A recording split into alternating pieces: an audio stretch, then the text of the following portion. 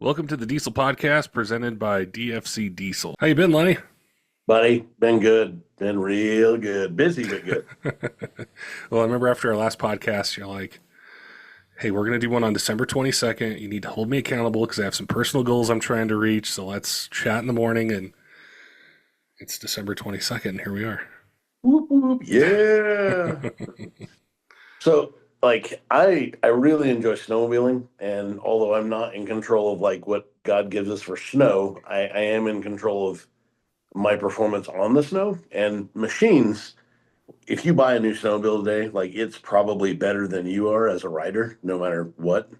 And I did ride a few weeks ago, and I discovered that even though I've been training and been getting ready for snowmobile season, absolutely so I'm down about 13 pounds ish since you and I talked. So I feel better, but my mobility, like the older I get, the worse that my mobility is. And people say like, oh, he's got like crazy old man strength or whatever, but I don't think it's strength. I think what it actually is our bodies become so pent up with resistance to mobility that you put it in a position and your body just wants to spring back to like not doing that. So you're not strong. You're just able to lift a lot because of that. Um, which that still proves because like I've always been pretty good at deadlifts. And the other day, like we were out stuck and a buddy of mine was, I'm on the radio, like, where you at? Now, I'm down here, down there. And then I went down and he's like, yeah, dig it. And I'm like, what are you doing? Just pick it up and lift it. And he's like, oh, okay. And I picked it up and lifted it. And the dude looks at me and he's like, dude, like you are a freaking horse. And I'm like, I don't really think I'm that strong. I think it's just my back and my legs don't want to crouch down very far. So they just have to pop back up kind of a thing.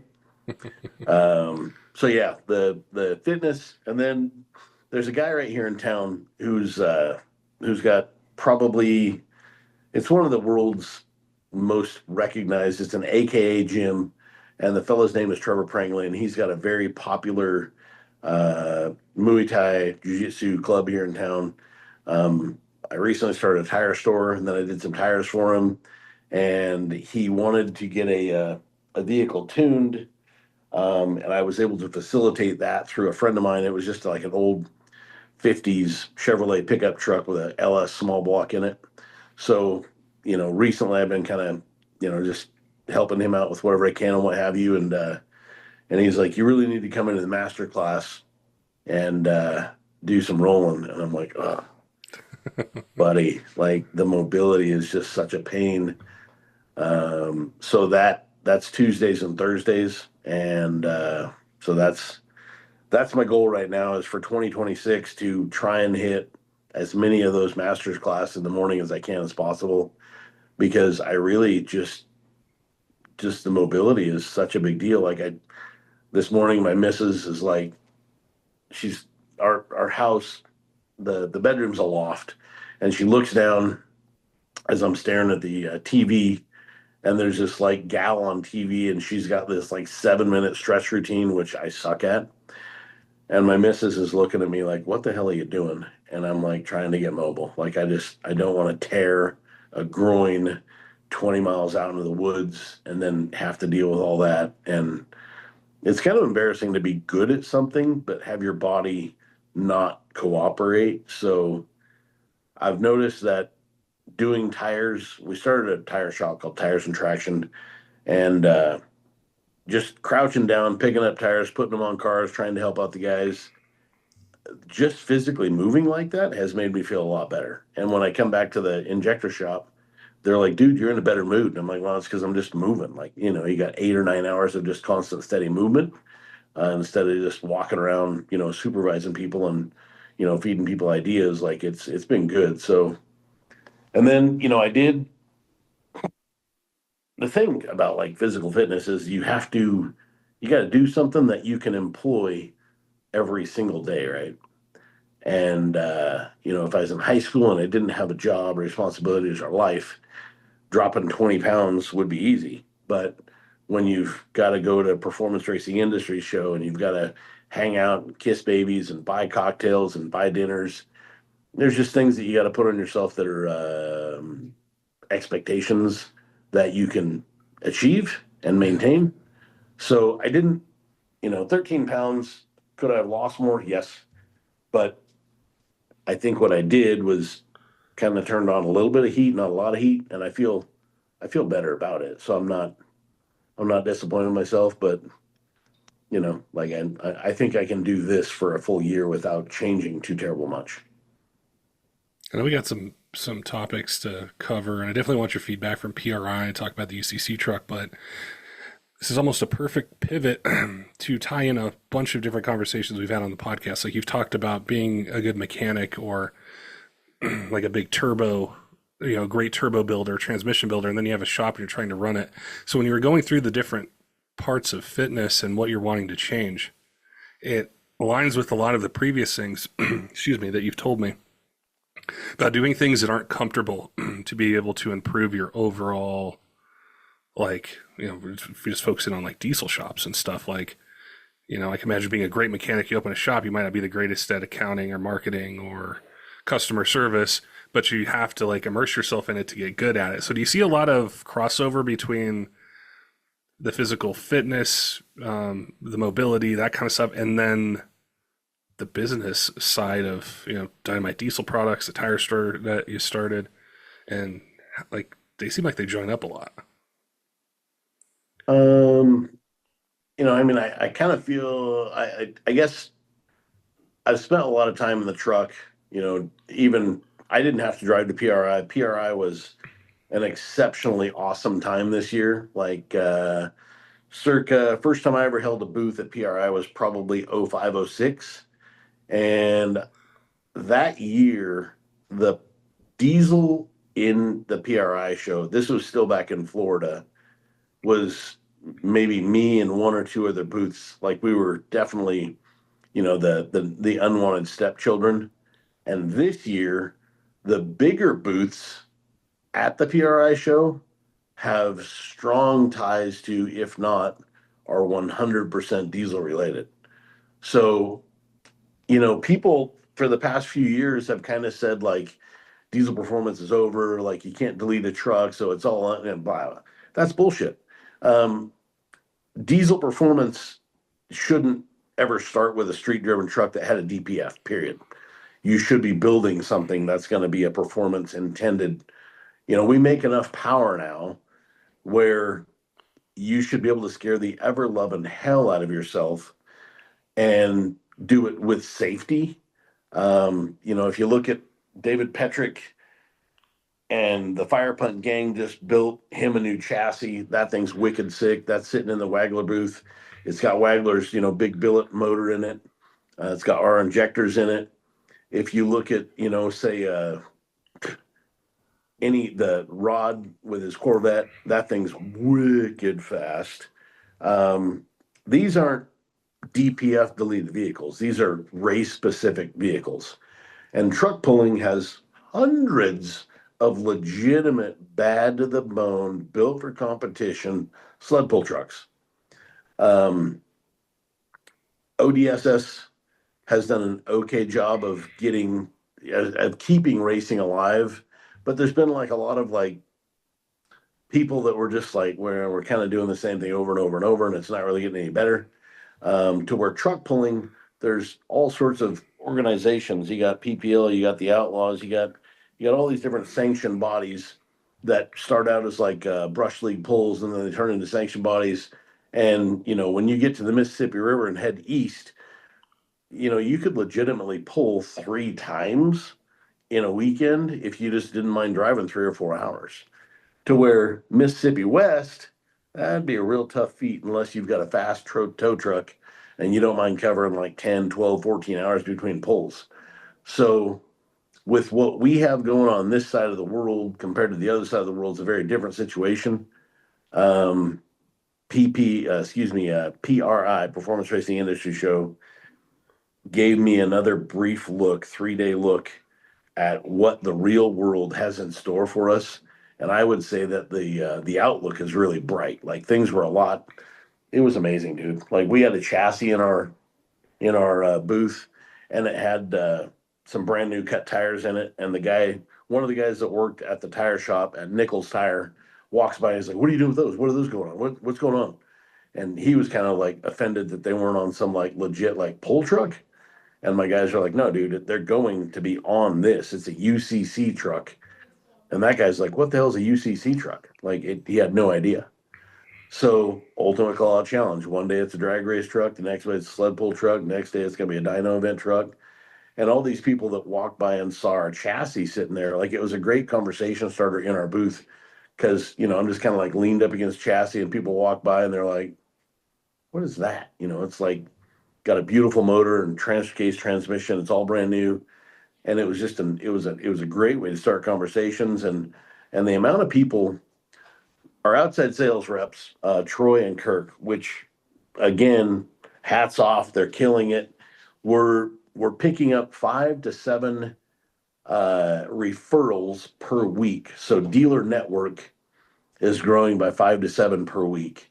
Now, not every single one of them is coming on direct, but 5 to 7 people per week we're directing to a warehouse and giving them a contact person with a new warehouse to buy our product because we can't sell to every single body. But for the ones that we can't bring in direct, we're sending them to the warehouses, and that 5 to 7 for us is a big number. There's the evolution of, boy, this does tie in together. PRI was a wicked. It was a great show. I can't say enough good about it. The future looks bright. A company called ECU Masters is making a injector driver module, which means that Dynomite Diesel is going to be able to start installing and selling Diesel Masters aftermarket ECUs to all of our race customers. So we've got 2 mechanics who work for me. They'll be able to do installs.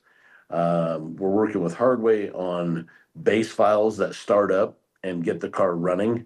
And Ryan's going to help us do like any sort of troubleshooting, things like that, because he's got good experience. So I see the ECU Masters really turning on the heat when it comes to performance for us.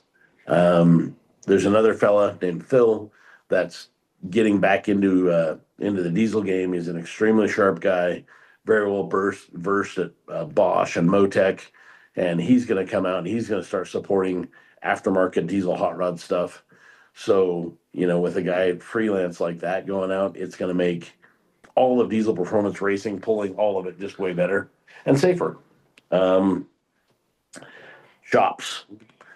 For shop owners that have never been to a SEMA show or never been to a PRI show, um, you gotta spread your wings and go for a fly. It really does change when my father owned a repair shop in a small town, and he never did get to see anything like that. But had he seen something like that, I think it would have opened his eyes to what the world really has to offer out there and what challenges that shop owners, face and what the solutions are to overcome said challenges. So you're constantly evolving, constantly getting better for yourself, your own pride, and your customers as well. Because, if you ever break up with somebody, you want to be the one that is missed the most, right? And if a customer ever leaves your shop, you want it to hurt them more than it hurts you. So you want to be as valuable as possible. And that's just a general rule of business and dating, period. Like, not sure how I did that, but I did that, and I feel like that was pretty effective. Yeah, PRA seemed really cool. I got to do a few episodes with people like while they were in their booth, and it was really cool to see like collaborations or just like announcements that apply to so many different parts of like whether it's I know it's performance racing, like show, but a lot of the things pertain to everyday trucks. And it was really cool for me to be able to have those conversations and then share it with like tens of thousands of people to be able to say, hey, there's a there's a new product coming on board, or you can use this for your race truck or your tow truck or daily driver. It was really cool to be able to do that. A really extremely perfect example of how that show helps everybody, John Q. Public, is in America, there's no real foundries or casting facilities because EPA. And we bring in these Chinese cylinder heads that are cast out of country. And now a bunch of the aftermarket cylinder head guys have discovered they can bring in these rough castings They can buy a Centroid or a Rottler. They can come up with their own CNC program. They can come up with their own valve springs, their retainers, and their own valves, and they can sell an aftermarket cylinder head that's really, really, really a nice piece for less than just walking into Cummins or Ford and buying like OEM junk that's all cracked and reused and refurbished. And it's the OEM level is never asked for a performance piece, so you're never going to get good valve parts in it. You're never going to get good valve train in it, and you're going to pay an awful lot for it. So, yeah, performance racing industry gives a shop owner the answers to a lot of questions for everyday people all the time. I just love it. I think it's a great show. You'd mentioned before the podcast the flow of things from like a truck owner to a shop to a distributor to a manufacturer. And I think right now it really kind of falls really in line with like PRI and what we just talked about, because you see it as a manufacturer, but then you also see it working with shops and even individuals that call Dynomite Diesel Products and order something. So you see a lot of different angles of it. What's that flow like? Has it changed? Is it maybe kind of morphed into how things are flowing through that? That's something I love to kind of follow and just be able to understand more about. Circa 2000, you had Premier Performance Products in Southern Idaho starting up this all new idea or concept of a diesel performance driven warehouse that was only, strictly diesel. That's all they talked was diesel. And they had, Bully Dog, they had Banks, actually, they didn't have Banks back then. They just had Bully Dog, they had Edge. They had some really, you know, early staples of the performance industry. Bully Dog was known for like propane kits back then. And, they learned that from the tractor side of things because those guys are farmers, right? So a bunch of this stuff went to Premier. Premier hired up a bunch of people and went out and chased a bunch of small shops and then set up a dealer network of you could go to Premier and you could buy Diesel Dynamics injectors. You could buy all these really early game stuff. And at one point, they were kind of the mothership of diesel performance. Like if you didn't have a Premier account, then you weren't going to be successful. And through the years, they stepped into things that were illegal and they got slapped. And then new ownership comes in, changes. We can't do that. We can't afford to get slapped. So then, they kind of fall out of what people were calling diesel performance, but it wasn't. It wasn't performance at all. It was just diesel leading. Um, the performance side of it is trying to figure out like what transmission or what turbo or what injectors or whatever you can use without doing all the ignorance. So when Premier went away, and I say that because they really kind of started stepping into mud flaps and gasoline tuner stuff and Jeep stuff, and they watered down their own brand with so much saturation. Then that gave other people that used to be customers opportunities to jump in and compete directly head to head with them. And some of those guys have been popped as well, so they've changed their direction. Some of them are just completely out of business. But as a manufacturer, I've always thought to myself, like, if I called up like Edelbrock and ordered an intake manifold, they wouldn't even sell me an intake manifold. They would tell me to call Summit or Jegs. And I thought, well, Dynamite, if we're going to become a manufacturer, that's the direction that we need to head down, the path we need to head down.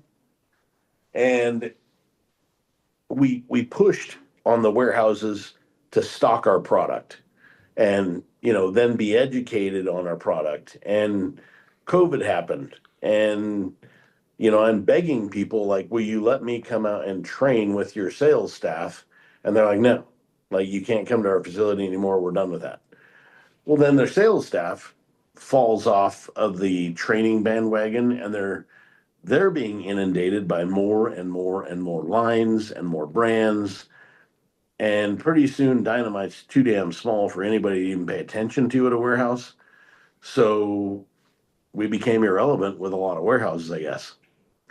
We had a lot of people calling here saying that our stuff was on back order and they demanded that, we give them an ETA. And we were like, bro, you give me a credit card number, it will leave here today. Your warehouse is just on COD. Like, unfortunately, I can't ship because your warehouse.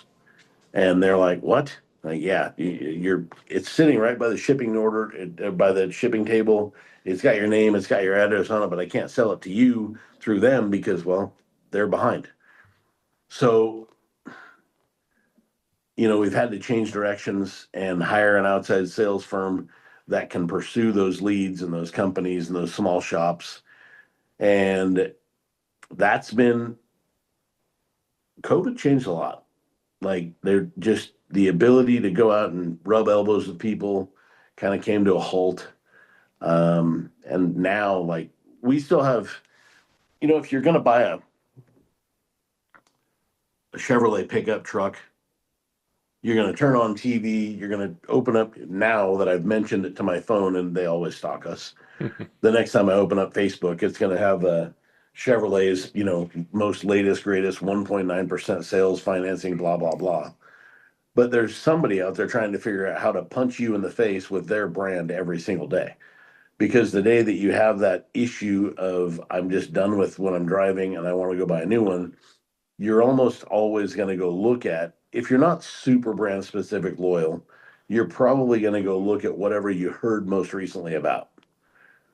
And, when you're trying to build a brand or if you're trying to build your shop's name, you really want to be the guy that when hunting camp comes around, at least one of the guys sitting around the fire at hunting camp is speaking really highly of you. So he tells his other 4 or 5 buddies that that's the guy to go to, that's the shop owner to go to. And as a shop owner, you want to be sure to, build up a really good quality, reputation, do high quality work. But then you're also going to want to build up a really high quality staff because you can't have people with 5 years experience if you genuinely don't have 5 year seasoned veterans working for you.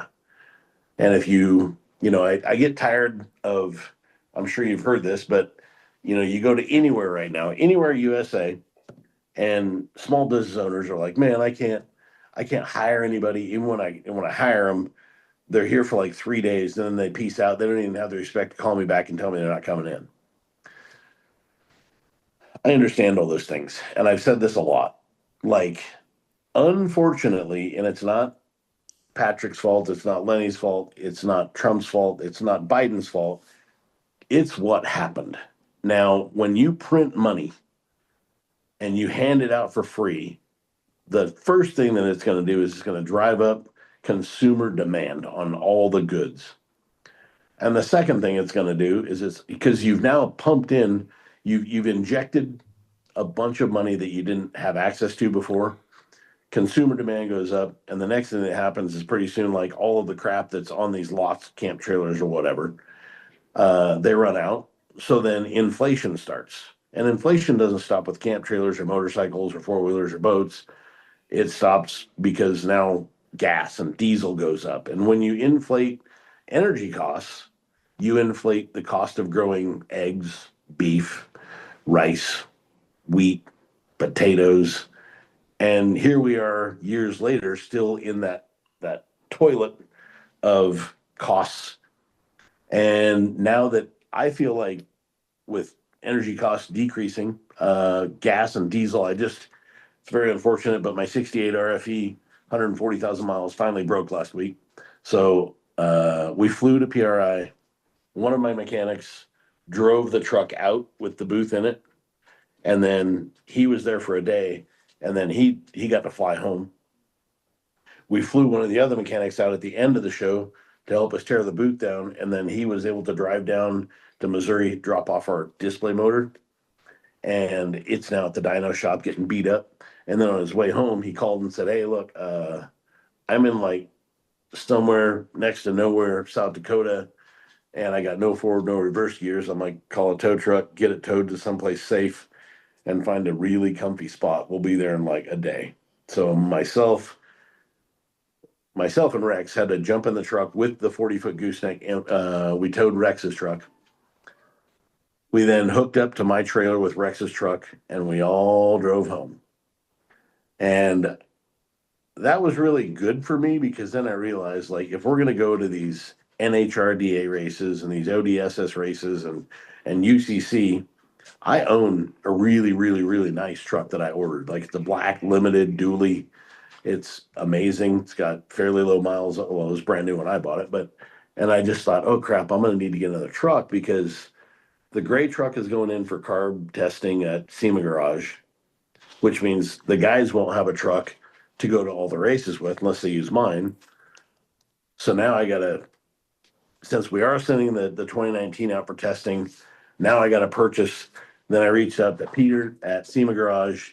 He gave me a list of trucks that he wants to see us testing. So now we're shopping for one of those trucks so we can start testing other parts for, EO stuff. And then we finally get home, and on the way home, we had these like, you had crazy winds about a week ago, didn't you? Yeah, it was pretty bad. So when you had that, we had that. And then we had this rain and what have you. And twice I was driving at like 55 miles an hour on the freeway, and the wind picked up all of the sand from the side of the highway Oh, and threw it at my black truck. So I probably ate, I'm betting that my truck's $5,000 damaged, like headlights, grill, windshield, all of it just pelted. wow. So I finally got so mad. I was like, pull over. We're just going to stay in the next town. We're going to get dinner. And, the weatherman says that the wind is supposed to die tonight, and we'll finish this because I'm not going to continue beating up my junk. So my personal truck's now black and rattled with all sorts of sandblasting media. Super stoked about it. But we are probably going to be buying like an F-250, F-350 to do some testing on here pretty quick, or possibly even an L5P. Um, yeah, there's so many things on our end going. It's the end of the year and my brain's in like hyper overdrive right now, trying to think about all the things we did. But you know what? We kind of veered off. Like, as a shop owner, hire somebody and be prepared to pay them. Make sure that you yourself are investing in your future, your retirement, your property, your tools. And when somebody comes to work for you, they will see that you're investing into your own company, your own self, your own future. And as long as you're investing into them, then they will stay with you. But if they don't see an end in sight for you, then they don't see an end in sight for them. So just as sure as they found you to come to work for you, they will find somebody new to go to work for until they finally feel comfort knowing that that company is going to be around for a very long time. So we just hired another guy. There's more than 30 bodies in this building now, which is crazy to me because I didn't think we'd ever need to be that big doing just injectors. And yeah, I take off for 2 weeks, I come back and there's another body doing reman injectors. So it really, I remember this kind of pissed me off, but do you remember when they were talking about inflation and Biden was like, hey, I got a secret, just pay them. And it infuriated so many business owners because it was so early in the game to just, be throwing money around to try and keep people. But reality is, like, the cost of houses isn't going to go down. We're just not ever going to see lower real estate values anytime in the near future. Banks have to operate off of a profit. And, we're going to see a couple of interest rates drop, but you're never going to, unless something drastically changes again, which could happen at any given moment, we're probably never going to see 3% interest rates ever again. So you just kind of got to get used to it and understand that, there's calculators that you can put in your phone that will show you like mortgage costs, things like that. And just understand that, like, whether you're buying a snowmobile or you're buying a house, you can plug in 60 months or 30 years or whatever. You can plug in your interest. You can plug in the principal amount that you're going to owe. You'll see what your payments are, and you're going to see what your interest payment is. And then you got to understand that if it's a company, that the interest, if not all of it, most of it can be written off. So even though you're paying interest, does it really cost you anything, or is it just something less that you have to give to Uncle Sam?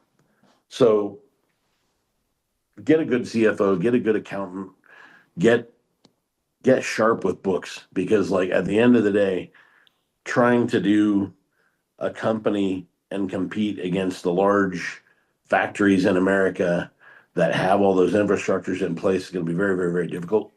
So as small business people, I think that we have to be as sharp as possible to try and acquire and retain awesome employees.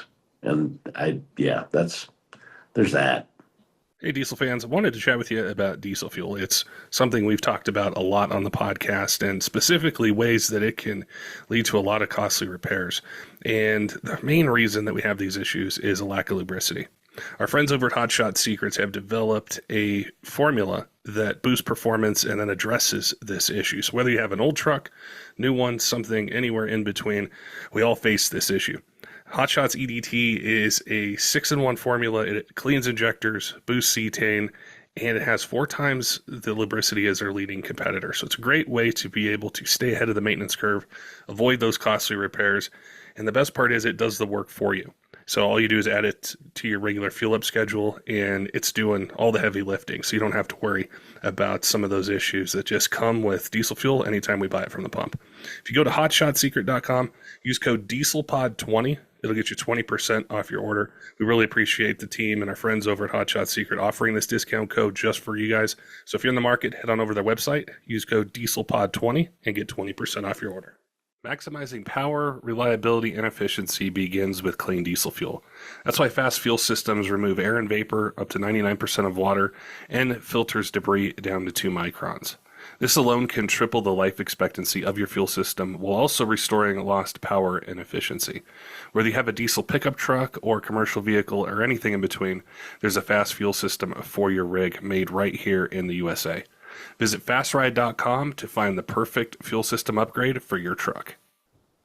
Something I'm curious about your opinion on, going back to that flow a bit, is do you think, like, when it comes to the want for a product or the need for a product, like you mentioned, it's the last one that you see, do you think that, and this isn't an either or question, it could be variable, I think, that the interest in a product comes from the shop recommending it, or it comes from the consumer asking about it? I know the answer to this question because being the smaller brand, the shops that I've sold to that trust our stuff have always told us, dude, it's hard to sell your stuff because it costs a little bit more and nobody knows about it. And reality is, like, Microsoft's never been the best, but everybody knows it, so it sells. And even if it's not the best, it pulls a premium dollar because everybody knows it. So yeah, I think that brand building is like that's the key to success. Being able to sell yourself, being able to sell your company, your products, and knowing that, this actually changes my tone just a little bit because we just recently started a tire store. And the reason I started a tire store is because I got tired of low quality service. Like, nothing makes me more infuriated than dropping $2,000, $3,000 on tires and then driving down the road and having a weight fly off, or driving down the road and having a vibration, or driving down the road and having one of my $400 center caps pass me. Like, that kind of stuff's not acceptable. So as a tire shop, like with Dynomite, we're getting emails every single day and we're getting phone calls every single day that genuinely are happening because of 25-year organic growth. We've grown into be a brand. And this is funny because, like, even 25 years later, Troy and Kirk are like, hey, there's people that still don't know who we are. And I'm thinking, you've got to be kidding me. Like, do these people live under a rock? 25 years in business. Like, I've outlasted a lot of companies and people still don't know who we are. And that's kind of a good thing, because as far as the all of the people in America knowing who we are, that's not where I'm at. And since I'm not there, it's a good thing because that means there's more clients out there and potentially more business available that I didn't have access to last week. So I'm pretty stoked about that. With the tire shop, I thought, okay, what I'm going to do is I'm going to get myself a billboard on the side of the highway. And on the side of the highway is going to be this billboard. People are going to drive by it. They're going to see it. They're going to see our phone number. They're going to call us. It hasn't worked. $2,000 a month. I don't think that I've gotten a single phone call off that billboard yet. And I'm thinking to myself, like, why? And reality is a couple of different things. People have their goddamn phones in their hand the whole time they're driving. So they're not staring at the billboard on the side of the road. Now, there is a billboard right here in town that I wanted to be on, but we're not there till next month. And it is in a zone that's like 35 mile an hour zone. The billboard that I'm on right now is like 65 miles an hour, 70 mile an hour. So these people are like, they're focusing more on bumpers and, not getting into an accident at 70 instead of, hey, there's a stoplight coming and I'm going to be stuck in front of this roadside billboard. This other one might be more effective, but then I was like, okay, back in the old day, we used to pay X amount per month for a telephone directory, like the Yellow Pages. Remember that? Mm-hmm. We don't have that no more. Now, you got to jump on your phone. You got to go to every single map app. You got to go to all these things. You got to prove that you're in existence and you're a business. And then slowly but surely you migrate towards the Google Maps, the Apple Maps, all of it. And then you've got to pray that your customers give you reviews so you can start organically bumping up through the ranks. Right now, if I type in tires and traction, I pop up. But if I type in tire stores in Hayden, Idaho, I don't pop up yet. So marketing strategies have become very, very, very digital, and you kind of have to have a lot of patience. Um, and tire stores traditionally are going to be in like high retail zones, and I don't need the money, so I don't really push to go to every single retail customer out there. Like that's not my goal. My goal is to find, a couple hundred customers that just want to be taken care of, that don't mind either A, coming in, grabbing their laptop, sitting down at a desk and going to work for an hour or two while we work on their car, or B, somebody that schedules for a drop off and has somebody else pick them up or schedules with us to drop them off at their work or whatever. So we're not going to be doing just you drive in and sit down, grab a bag of popcorn and then wait. Like we're not doing that because I don't care to tire brands, tire models. There's so many people that make so many tires, and you've got like tier 1 to tier 5. Tier 1 is amazing, awesome stuff, super expensive. And then tier 5 is trash that comes in a shipping container. And when that shipping container is gone, you're never going to find that tire again. So even if it's your favorite tire, if you pop one of them 6 months down the road, you might not be able to find a replacement. So we're shooting to sell that tier 1 stuff and keep people happy with really high quality stuff. And how is it different than Dynamite? Well, Dynamite's 25 years old and we sell to everybody in the USA and countries outside the USA. And the tire store is much more like one of your shop owners. It's going to be a guy that has a local following and it takes time and he has to know people. And when somebody goes to lunch or goes to the bar, they have to talk about your local shop or else you're going to die. And if you don't have local talent that's willing to stay and work with you, you're always going to be beating yourself up. A couple interesting things is when I talk to people they have a diesel truck, but they're not an enthusiast, they don't know any of the brands that are on this podcast. They don't know Dynamite. They don't know any of the companies I have on. Their idea of repair is to go to the Ford dealership, the Ram dealership, the GM dealership, and just have them fix it. Yeah. And that was something that was really eye-opening to me because I've lived these brands since, 2010 or 2009. Like I mentioned, being on your site back in 2008 and looking at it. I've lived more of this side of it. And so my idea has always been to, how can I introduce people who may find this video or this episode to other options that they have? And I've seen that shift as well, especially like doing a podcast is I never think, and I don't even consider myself like an industry person. I think of myself as an enthusiast first. So I always approach like a conversation with you or the things that I ask you about as an enthusiast, as a truck owner. So how would I find it? Like, how would I learn about Dynomite Diesel Products? How would I learn about what makes your injectors different? And kind of at the same time, I've also seen this distrust of legacy media. And I'm not just talking like the big news channels out there, anything legacy.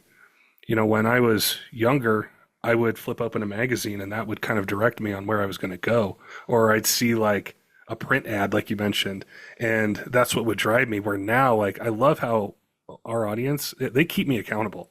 Like, if I don't ask the right questions, they tell me. If I don't go into enough detail, they tell me. And I use that as my compass to be able to do that. And I find people they want to hear your stories. They want the human side of Dynomite Diesel Products, and then they want me to really go into the details with you. Like when you go into those talks about like flow and media and MM3 cubed and all that stuff, like they're thirsty for that.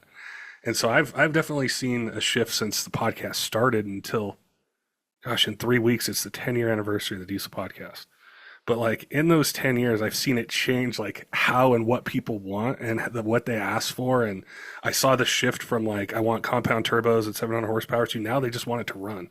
Like they don't even really care about like the high performance daily driver. They're just trying to keep their trucks going. So it's been really kind of cool to follow that. And that's why I was curious and asked you, like, where do you think the interest comes from, like the consumer or the shop owner? For me personally, I research everything. And if I'm undecided, then I'll trust my local store, local shop, and I want like their personal feedback, and that can sway my decision a little bit. But normally I'm doing all the research, reading things, and that's kind of guiding me. You know, last week I had a conversation with a good buddy of mine who basically is a very high executive in a diesel company that has over 600 employees. So this dude's stress level is, I'm going to call it high. And he says, Lenny, you know who a SAP is? And I'm like, oh yeah, Standard Automotive Products. Yeah. And if you've ever gone to like O'Reilly's or AutoZone, there's a ton of Standard Automotive Products in there. And their diesel injection program, like I've gotten some of their injectors, just went down and bought them, tested them, and the parts they're using aren't that great, but the warranty is really good.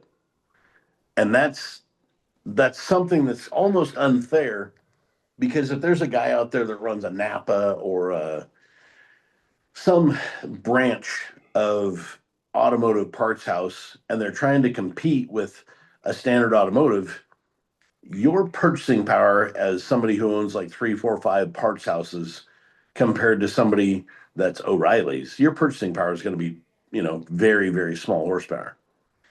So the only way that if I was running 3, 4, 5, 6, 7, 8, 9, 10 warehouses or parts houses, I would do it off quality. Like we don't deal with big box bullshit parts. I don't care what their warranty is. The best warranty is the one that you don't ever have to use. And like Dynomite Diesel, like we have methods, we've got things that we do, we've got ways that we live. It's not my fault that when during COVID, everything I bought out of Italy came back under warranty, and it's still coming back, maybe a set a week. Now those have expired time-wise of our official warranty. Every single employee, from my manager to the guy that, is shipping stuff, knows that anything from Italy, we no questions asked, just fix it, take care of it, replace it. Because my end user, the guy that's driving the truck, he doesn't know and he doesn't care where my parts came from. He bought Dynomite. Yeah. He didn't know he was buying Dynomite / Italy. And that's not his fault or his problems. But we still warranty that stuff out because, this is another spin, but a long time ago, I worked for a tire store called Les Schwab Tire, and Les Schwab was still open.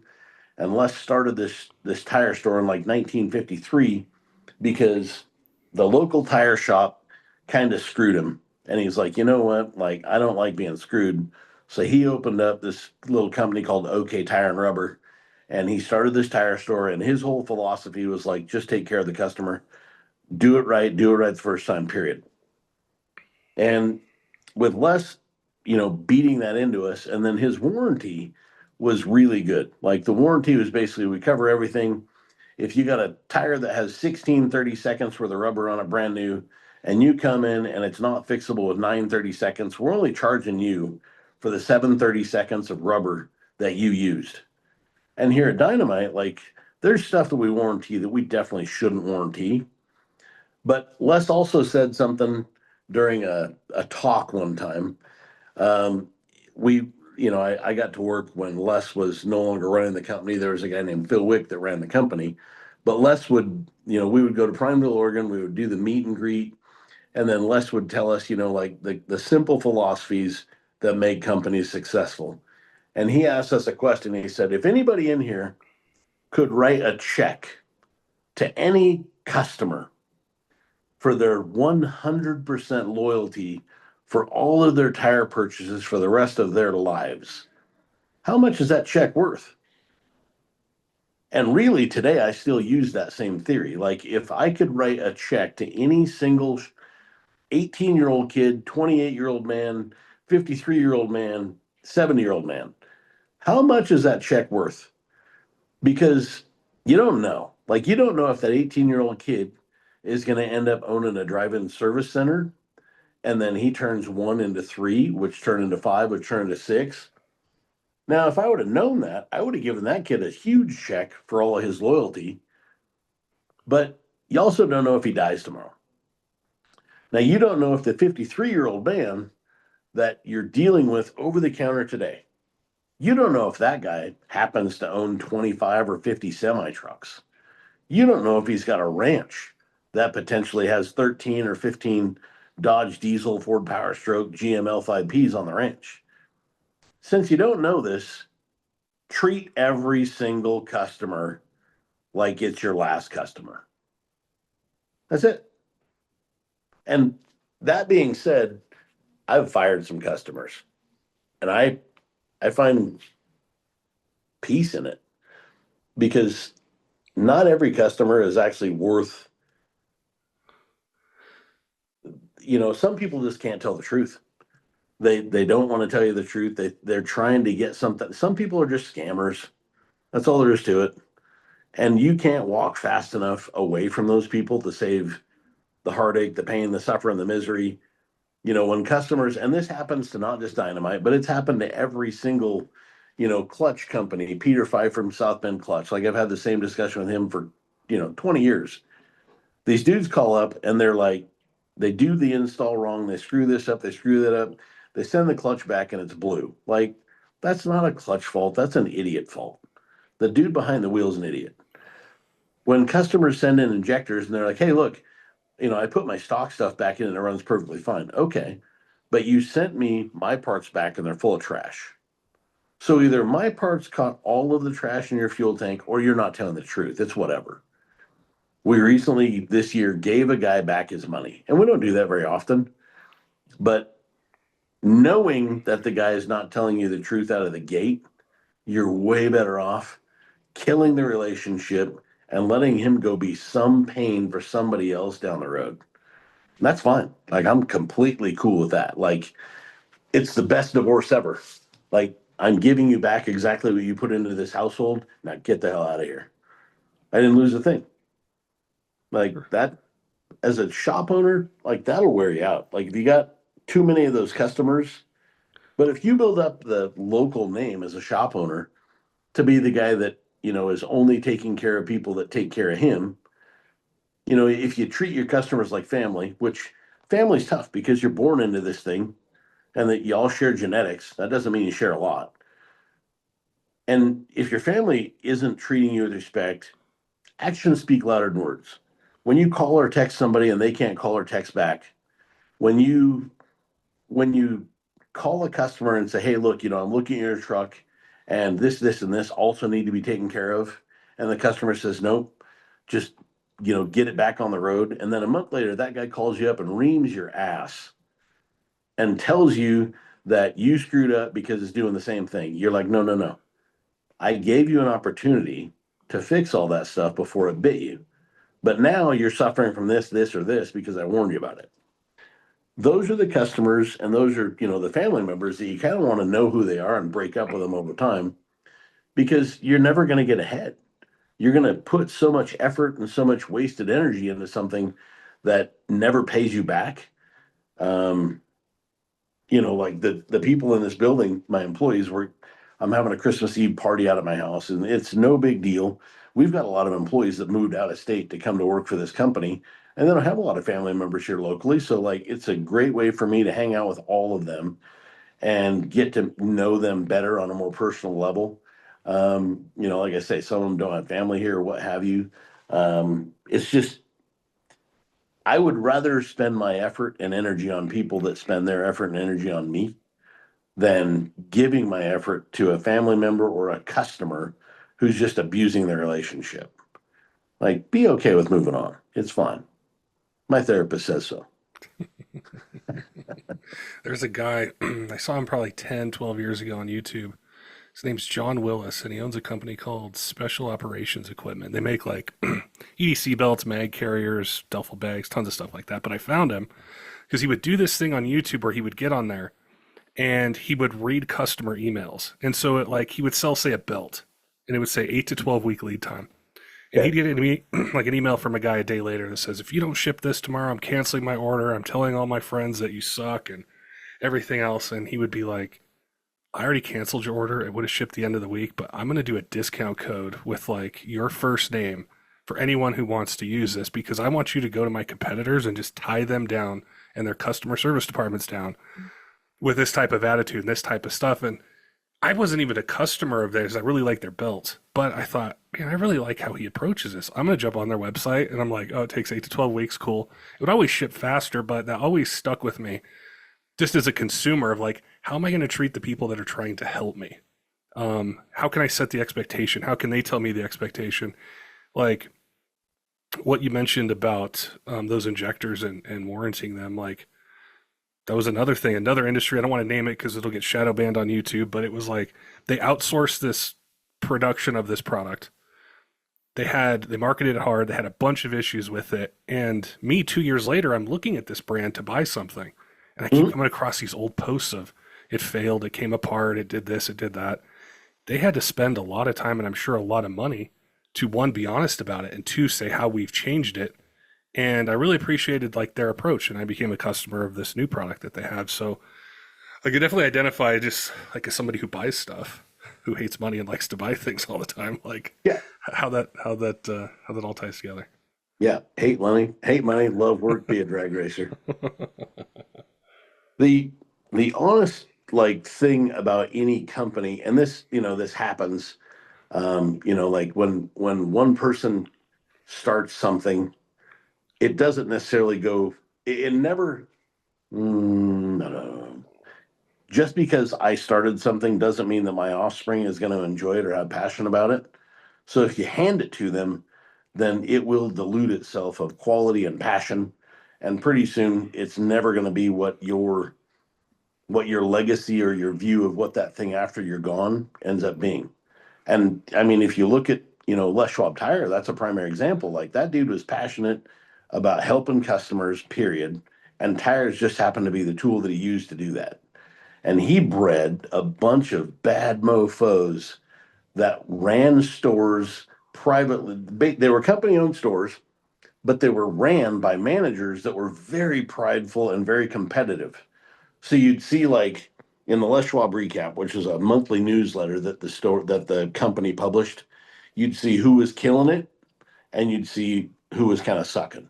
And once a year they would do this image contest where your managers in your local zone, call it 12 or 13 store managers, they all jump in a couple of Suburbans, they drive around and they grade the interior cleanliness and image of your store. And you would have a contest for image, like, things. And it was always fun to be a part of that. And they had us working for free because we just wanted our store to look better than everybody else. Like they weren't paying us, but we were so prideful as young guys to make sure that we kicked everybody else's ass at the image contest that we was showing up 6:30 in the morning, 6 o'clock in the morning, staying an hour after we punch out because we knew that we were going to kill the wage costs, and that hurts the profitability of the company. And then you suck at the recap. Like in the recap, it would be like your store used to be third most profitable. All of a sudden, you bleed the store for a bunch of excess overtime, and your profitability drops. So you didn't want that either. So they had us so passionate about what it is we were doing that we didn't care about losing time or minutes after hours. We were just very prideful about what we did. And then, as years go on, that dilutes itself down. Private money, public money buys it. That company's for sale right now. I think they want $7 billion for it, which, if that doesn't sound like a lot of money to you, take a dollar, turn it into a 60-second time segment, and then take 60 times 60 times 24 times 7 times 365, and how many years it takes in minutes at $1 to get seven. I did that math when I heard that Elon Musk, his income tax was $11 billion. So I did that math to figure out how many minutes I would have to be alive earning $1 per minute. And it's like 250 years. It was crazy. Dude, that's a lot. Yeah. That's a lot. But yeah, like Elon Musk, his income tax was more than the net value of Les Schwab. Can you think about that? Like, Wow. dude, like everybody knows that Les Schwab has like 600 stores now, which are all full of inventory and service trucks and employees and tools, tons of assets. And that company's on the chopping block for $7 billion. And Elon's personal income tax was 11 billion for a year, Yeah. Wow. 1 year. Like that dude has his hands in so many pots. I couldn't even imagine. Like that dude's just brilliant. That's all. Don't ever bet against that dude. I promise. Him or Dana White, that guy can turn anything to gold. Oh yeah. Well, before I let you go, you mentioned drag racing, UCC truck. I know that's something you're really focused hard on for next year. What, like, after the first of the year heading into 2026, like, is that going to be like a major gear up? Like, what's your plan in the beginning part of the year for it?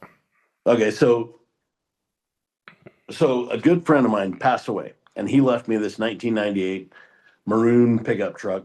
So it's been sitting around here for years, just kind of going to rot. And this year I was like, I'm going to take the C7 truck, bring it back out, and we're going to take it to UCC for the 10-year reunion of the UCC. And it's all for nostalgia. I am a sucker for nostalgia.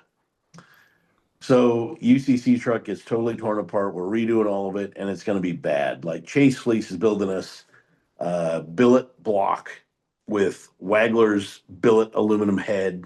That's what we're going to drag race it with. Um, our our buddy Chad Perkins at Perkins Diesel in Missouri built a Hamilton CGI block, deck plate, big studs. It's got a Wagler ductile iron head on it. And since Josh McCormick currently owns the world record for chassis dynamometer, we're going to try and break that record. And I love Josh because that dude slaves. Like he grinds and he's a really sharp guy. I also hate Josh because he set the bar so bloody high. I'm actually scared to break the record because of the actual energy that it takes to make 4,500 horsepower on a motor that small. Like, if there's a train making 4,500 horse, 60 liters, not a big deal. But when you're doing it with, less than 7 liters, it's a big deal. So love hate relationship right there. Josh McCormick, you took the cake. Um, to get there, the brotherhood of all my buddies in this industry have all turned into niche guys. Ryan Milliken really understands calibration and tuning. Andrew Tvornik really understands suspension. So, I mean, I've just got a band of buddies from Hamilton, Perkins, Fleece. I got buddies that are just wanting to help me out and get this thing to haul ass. and make big power. And we're going to UCC, but before we even go there, the NHRDA has new ownership, and we're in full support of that. So we will be taking our UCC truck to at least get test and tune passes at both the NHRDA events. So we're going to be racing it here in February, and it might not do much there. It might, be just test passes, but Raven Fabrications gets the chassis this week, so they can start in. We got chromoly ordered up and all the things for all the cages. We've got 2 parachutes on the back, fire suppression, like all of it. Um, we're going full swing. Like I want, and it's not just a flex. Like if I had one flex, if I had one dream, it would be that I don't care if it's our truck with Donovan Harris driving it. I don't care who it is. But the podium this year at UCC, I would love, and I hate to curse myself. That's me knocking on really good hardwood. I will show you. This is an actual wood table. Basically, I really want to take all 3 top podium spots at the UCC this year. Like that would be my utmost dream for this year, is whether it's us or whoever. I don't care if I get third. I want all Dynomite Diesel products, injectors on the podium at UCC. And ultimately, like now that NHRDA is going to have, I'm in all support of any sort of racing foundation that's going to promote diesel, but we're going to spend good money trying to make sure that they have good events. So we're all in on the race side, and my own sled pull truck. I'll probably see. I was supposed to see a front axle for like a month ago, so I should probably call on that and figure out where it's at. But my sled pull truck will be in 3.6 form this year, unless I really get super. Chase and I have actually talked about taking it out there and putting it in super stock form, and then just leaving it at Fleece and letting those guys haul it around, and then I would just fly out and then jump in the truck and then run it in super stocks. So common rails here to do some damage to some egos, and I love that. It's because my guys have spent a lot of time trying to figure out like end of injection, beginning of injection, and just massive amounts of quantity so we can make pistons go up and down really violently. And it's time to finally show the world that we're there. That's cool. I'm looking forward to seeing it and talking with you like through the process. I'd really love to spend a little time, during our chats talking about like before you get there, because I think that part gets missed a lot, like the the design, the planning, the things that you're learning through it. So that's something in 2026 I'm really looking forward to. This 2026 is a huge, like I, I just feel like 2026 is going to be a year that moves the needle, because Common Rails made a pretty good splash in 3.6 this year. But I know that quantity wise, we have enough quantity to run super stock quite easily. And now that we've got more ECUs that are coming to the marketplace, that's going to put us in the realm of being very, very, very relevant in super stocks and big power. I think that the NHRDA having new ownership with some fresh passion. Chris Surley or Chris Searle, goddamn, I always mess that name up.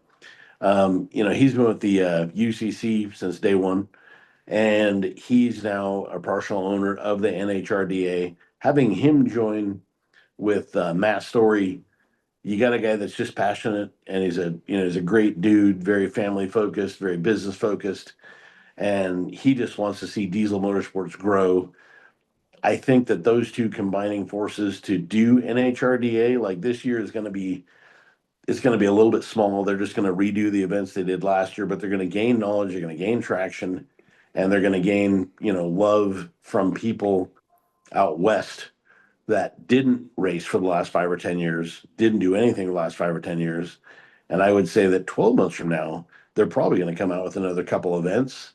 And who knows, they might start bringing back truck and tractor pulling to, the same weekend as the race.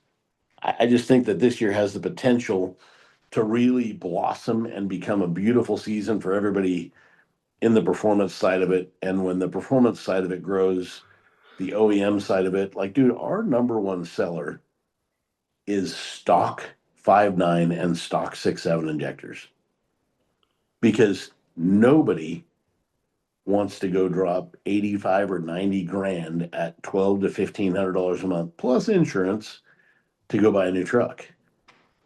So if they want to, they don't really want to because it's a huge chunk of change every month. But then they're also dealing with the same emissions garbage. And who knows, like 2 years from now, we might be down to like, we might have a lot less emissions gear on a brand new truck in 2 years than we do right now. That could backfire. I could be totally wrong. But, imagine if it had EGR and, like some sort of a catalytic converter and it was legal, like that would be a big deal. It would save 10 grand off top of buying a new truck. Plus the service intervals would be much greater.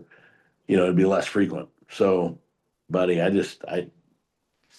oh boy, so many exciting thoughts about all that kind of stuff. Oh yeah.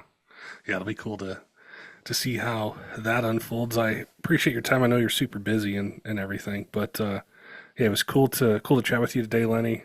Look forward to 2026, talking with you some more about UCC, some more injector stuff. And yeah, as always, I like to just sit back and I think somebody called you Professor Lenny on YouTube on our last podcast. So I always like to chat with the professor. I got called the Jay Leno of diesel last week at PRI. It's wild. Like, must be the size of my nose. Yeah. Thanks, Patrick. Appreciate you having me on. I want to give a shout out to some of our Patreon supporters: Robert, TSW Diesel, Brian, John, all of our other Patreon supporters, all of you who subscribe on YouTube and podcast apps, follow us on social media. We appreciate all your support here in year 9 of the Diesel Podcast and look forward to bringing you more of the content that you want to hear in 2025. Till next time, keep the shiny side up.